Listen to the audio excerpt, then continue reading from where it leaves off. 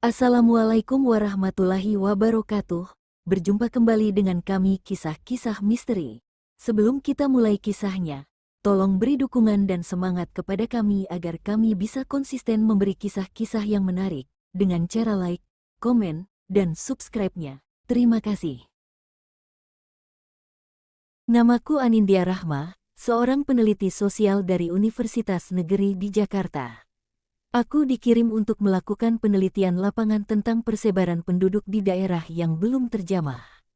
Tugas lapangan ini membawaku ke sebuah desa yang nyaris tak tercatat di peta modern, Desa Damarwulan. Tak ada sinyal di sana. Tak ada listrik dari PLN. Penduduknya hanya belasan keluarga. Aneh, padahal jaraknya hanya 2 jam dari kota kabupaten. Desa itu seperti sengaja dikaburkan dari peradaban. Aku baru dengar nama desa itu sekarang, kata supir travel yang mengantarku sampai jalan besar terakhir. Sisanya, aku harus berjalan kaki menyusuri hutan, dengan ditemani seorang pria tua penduduk lokal bernama Pak Jumari. Jangan keluar rumah setelah maghrib, ya, Mbak, ucapnya. Waktu di sini tidak sama dengan waktu di kota. Aku hanya tertawa kecil, mengira itu bagian dari mitos lokal. Aku salah besar. Hari pertama di Desa Damarwulan, aku mencatat banyak hal janggal. Langit di sana selalu kelabu, seperti menjelang hujan, meskipun tidak pernah turun air. Suasana desa sunyi, anak-anak tidak terlihat bermain. Bahkan ayam pun tak terdengar berkokok. Setiap rumah menyalakan lampu minyak, bahkan siang hari. Mereka menatapku seperti orang asing yang seharusnya tidak ada di sana. Tapi tetap sopan, tak bicara banyak, hanya senyum hambar. Malam pertama, aku mendengar lonceng kecil berdenting dari arah hutan. Aku keluar dari rumah penginapan yang disiapkan warga, dan melihat sosok anak kecil berdiri di tengah jalan tanah desa, memanggil namaku, Mbak Yu, sini main.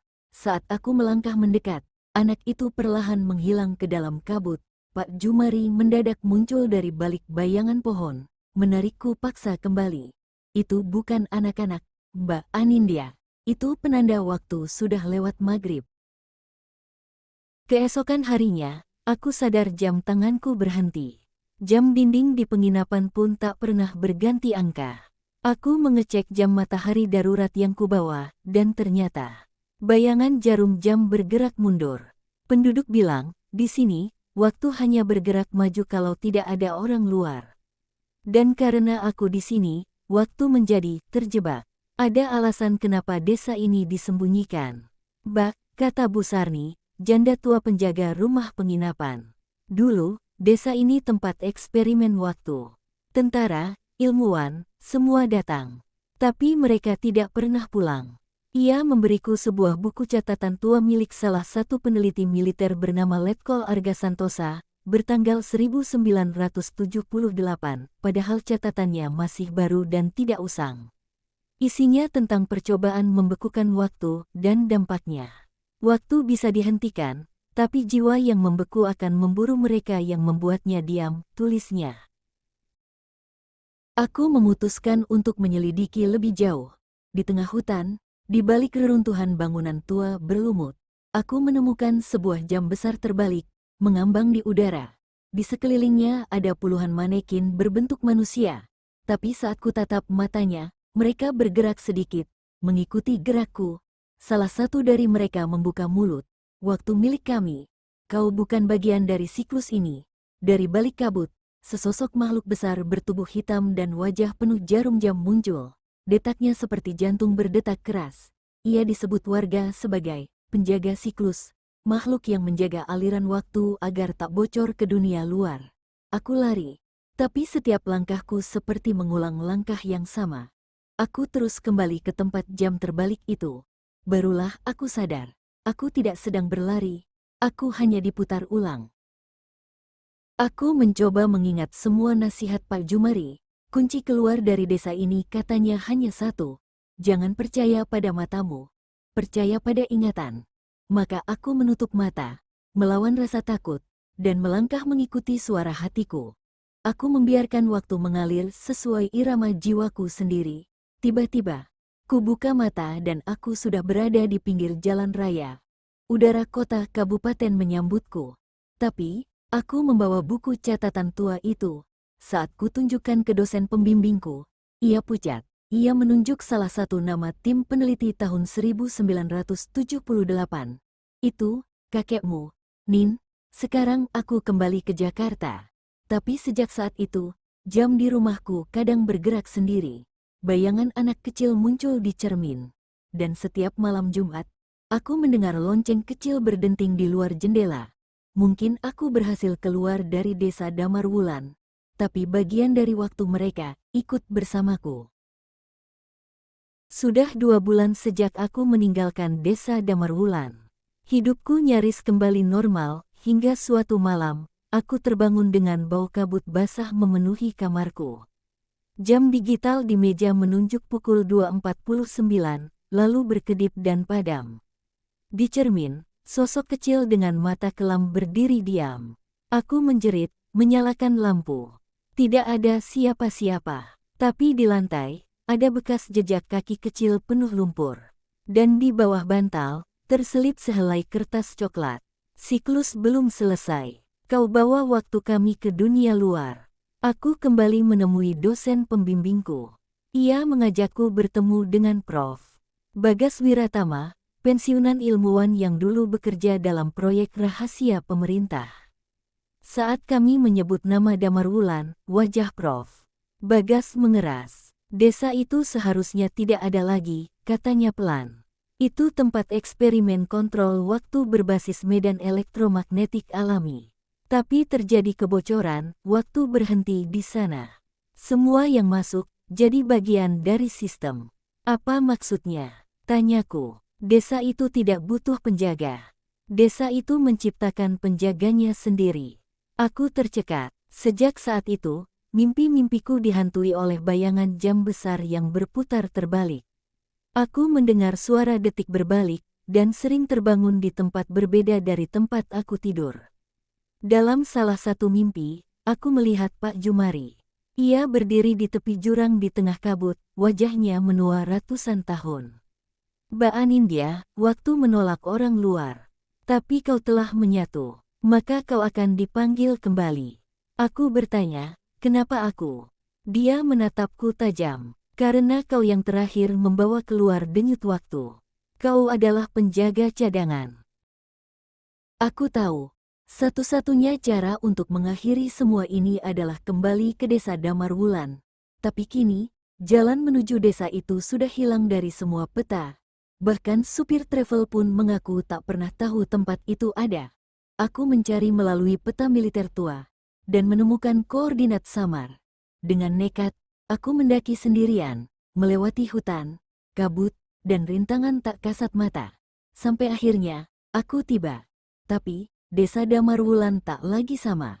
Rumah-rumah hancur, jam besar di tengah lapangan kini terbelah dua, dan manekin waktu berkeliaran seperti manusia. Mereka menatapku serempak, lalu berlutut, "Selamat datang, penjaga baru."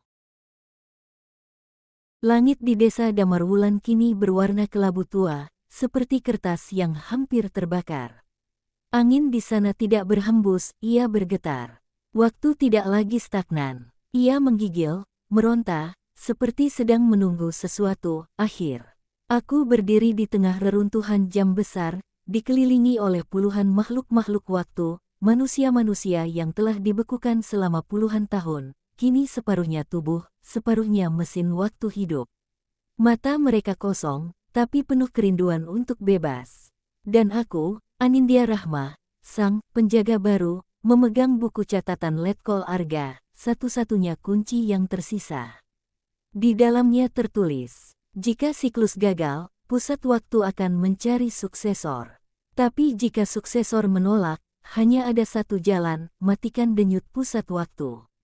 Di ruang bawah tanah dari reruntuhan pos militer tua, aku menemukan ruangan tersembunyi, penuh kabel tua, jam mekanik, dan sebuah bola kristal yang berdenyut seperti jantung. Ini pusatnya, jantung waktu, alat utama yang membekukan desa sejak 1978. Makhluk penjaga waktu muncul kembali. Tubuhnya kini lebih rapuh, tapi matanya merah menyala. Kau bagian dari kami, Anindya. Kau tak bisa menghancurkan dirimu sendiri. Ini bukan kehancuran, jawabku, menatap bola kristal. Ini pembebasan. Aku membuka lembar terakhir buku Arga. Ada simbol rumit dan urutan langkah pemutusan aliran waktu. Tapi tiap langkah akan mempercepat kerusakan realitas. Aku hanya punya 3 menit sebelum seluruh sistem meledak atau menelan semua ke dalam kehampaan. Aku memutar tuas pertama. Bunyi gemeretak menggema dari dinding. Makhluk-makhluk waktu mulai berteriak, mereka merasakan waktu kembali mengalir. Tuas kedua kuputar. Langit berubah merah. Kabut mulai surut. Satu demi satu, para manekin waktu mulai membusuk dan berubah menjadi debu. Tapi di saat itu, sosok kecil anak perempuan muncul di ujung ruangan. Bukan makhluk waktu, tapi seperti anak manusia biasa. Bak, jangan hancurkan semua. Aku, anak mereka. Siapa kamu? Tanyaku gemetar. Aku lahir dari waktu yang terhenti. Jika kau hentikan ini, aku akan hilang. Tanganku gemetar di tuas terakhir. Haruskah aku lanjut, atau berhenti, dan membiarkan semua ini bertahan? Tapi aku tahu jawabannya. Dunia tak boleh dibekukan oleh keabadian semu. Aku menarik tuas terakhir dengan sekuat tenaga. Tak ada suara, tak ada cahaya, hanya sekejap gelap mutlak. Lalu, aku terbangun di pinggir jalan raya, di bawah sinar matahari pagi yang benar-benar cerah. Orang-orang berjalan seperti biasa. Mobil lalu lalang. Dunia kembali bergerak, tapi tak ada lagi desa Damarwulan. Di peta, di dokumen, di kepala siapapun, desa itu tidak pernah ada. Aku kembali ke universitas, menyerahkan hasil catatan penelitian. Tapi saat kubuka buku catatan Letkol Arga, semua halamannya kosong. Hanya satu tulisan tersisa di bagian belakang. Terima kasih, kau telah memberi kami waktu kembali. Tapi tidak semua bisa ikut pulang. Dan di cermin kamarku, sesekali, anak perempuan kecil itu berdiri diam dan tersenyum.